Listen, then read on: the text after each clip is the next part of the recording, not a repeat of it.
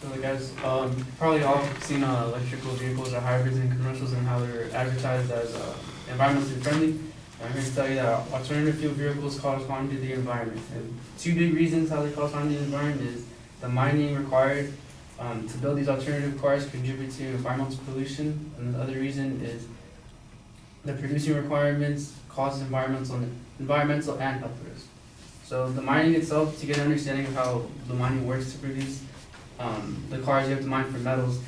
And according to the article from Pollution Issues, extraction is removal of an ore from the ground on a large scale. And after the ore is extracted, it is separated from the waste it contains to prepare it for the stages of production. The large amounts of waste are often very acidic, and the particulate emissions have led to major environmental and health concerns. And so when these mines are eventually closed down after they've got all the metals they needed, they're supposed to be restored to a condition capable of supporting mining or in a better condition. That's according to the Surface Mining Control Act of 1977. But most of these sites end up becoming dump sites, which pose a danger from unsanitary conditions. As well as the particulates in the dump site go into the air and can affect human health by contributing to a respiratory tract such as emphysema. That could also be absorbed or ingested through the skin. An article from the Huffington Post by Elena Zabel, she writes that the nickel on the Toyota Prius battery is mined in Ontario, shipped to the Wales, sent to China to make into nickel foam, then it's shipped to Japan to make into a hybrid battery, and now it's ready for a Prius. Once the car is assembled, it ships to the United States. The point is here that the Toyota battery consumes a lot of fossil fuel during the development, and not to mention the batteries eventually accumulating in landfills. An article from How Stuff Works Science, the magnets in hybrid batteries contain rare earth metals. These metals are imported from China, and they come at a low price, which China's been able to do that because China makes them a low price and be able to monopolize that industry. And how they got to that point was because they ignored environmental safeguards during the mining process. A regulator of the Ministry of Industry and Information Technology in China told the New York Times this caused great harm to the ecology and environment. The second claim is producing more than demanded relates to unnecessary mining and pollution. So obviously once all the cars are made and produced, they have to sell them. So an article from EV World, Mike Jackson, the CEO of AutoNation, said that there were some 600,000 unsold hybrids sitting on a dealer lot across America, just gathering dust. And he's saying that because when gas prices are low, no one's going to want to buy a fuel-efficient vehicle because they don't need it, right? And so the whole 600,000 unsold hybrids or alternative fuel vehicles just sit there, and that's just unnecessary mining and which is unnecessary producing, which is unnecessary pollution to the environment and health risks to humans. The second major claim is the production requirements to make these cars pose an environmental and health risk. And the first thing to back that up is nickel hydride and lithium-ion batteries are carcinogens.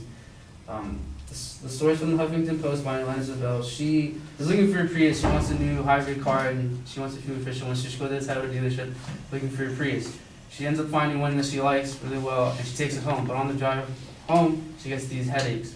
And after a couple of weeks of driving it, she gets pressure in her chest, she has trouble breathing, and she even claims that she claims that I literally could not drive it for more than 20 minutes without having to pull over and get out of the car.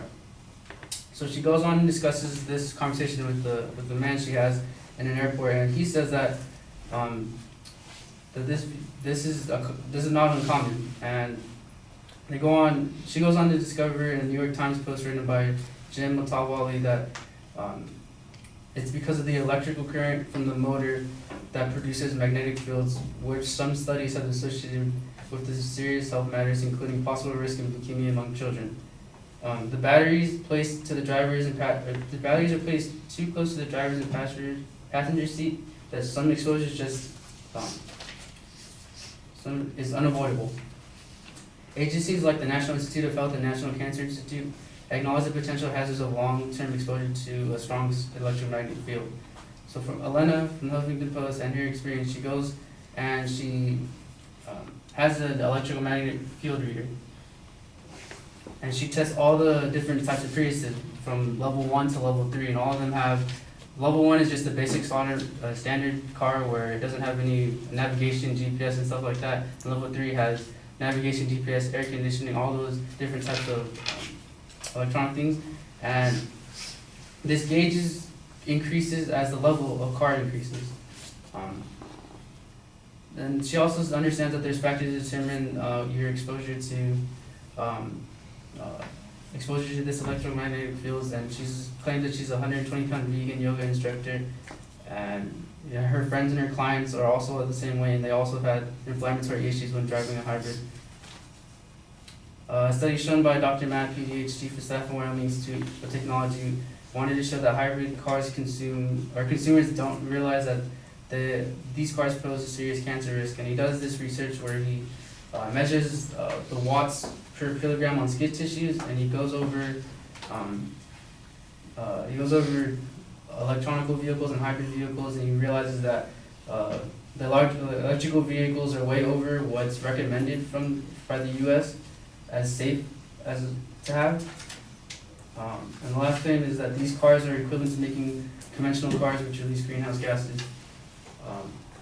An article by How Stuff Works Science.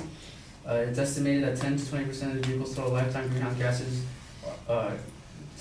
vehicle greenhouse gases emissions are released during the time of manufacturing. And Toyota even admits that the car production of its lightweight electronic Priuses requires more energy and emits more carbon dioxide than the production of its gas models. And so in conclusion, with harmful mining and power plants that actually make as well as supply the energy for the car, the misconception that they are better for the environment is skewed. Yes, they tailpipe emissions are what really help the environment, but not by a significant amount. I hope now, when understanding the reality of what it actually costs to make and drive one of these cars are not environmentally friendly as they are advertised.